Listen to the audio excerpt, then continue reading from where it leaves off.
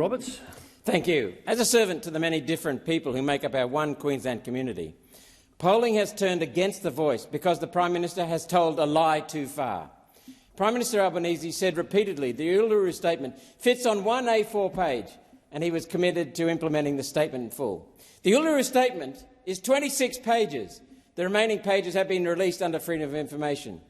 These contain a clear path for the partition of Australia into two separate nations that closely resemble South Africa's apartheid regime.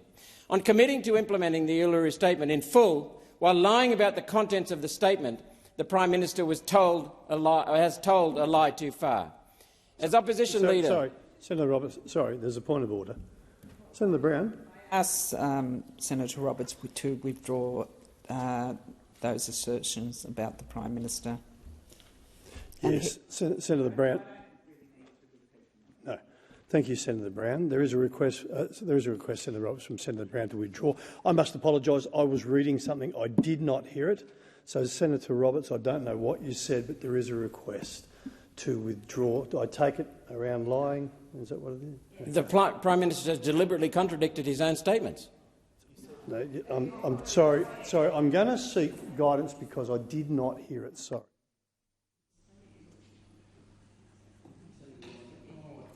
My apologies. Thank you very much to the clerk. I've been informed, Senator Roberts, that you did actually accuse the Prime Minister of lying. Now, this is out of order. I'm going to have to ask you, please, for the purposes of complying with the Senate for smooth running, if you would just withdraw that statement. I'll withdraw that statement and say has just told what seems to me to be a lie too far. As opposition leader, Prime Minister Albanese said the Voice Senator must Roberts, Senator Roberts, there is a point of order. Senator Brown. Can I ask you to ask Senator Roberts to withdraw? I would ask. Thank you, Senator Brown. Senator Roberts, is there another choice of wording you may wish to put your tongue around? A mistruth too far. Okay. All right. Let's just. As opposition leader, Prime Minister Albanese said the Voice must be followed by a Makarrata Commission to inform a national treaty.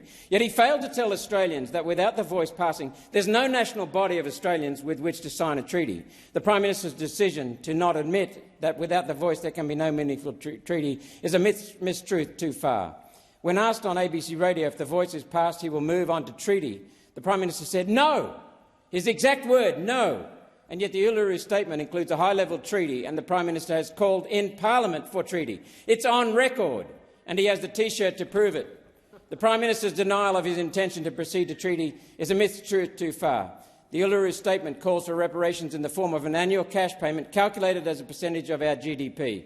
Even 1% would be $20 billion a year in cash to 800,000 Aboriginals, or $100,000 for a family of four, which as compensation is tax-free. The Prime Minister deliberately hid his true agenda. He's been found out, and he's now lost any chance of a settlement with the real Aboriginal community that looks to a shared future of mutual respect and equality of opportunity. Loss of shared community is a heavy penalty for one man's mistruth too far. Senator Roberts, your time has expired.